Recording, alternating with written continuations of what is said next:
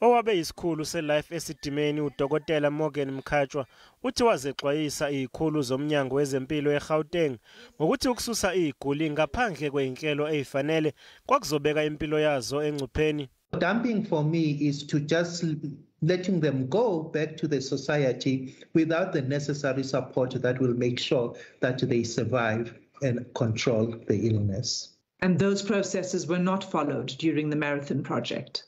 They were not. Kepha abameli bakalowa beyinhloko yomnyango wezempilo uDokotela uBani Selebano bayakuphika lokhu.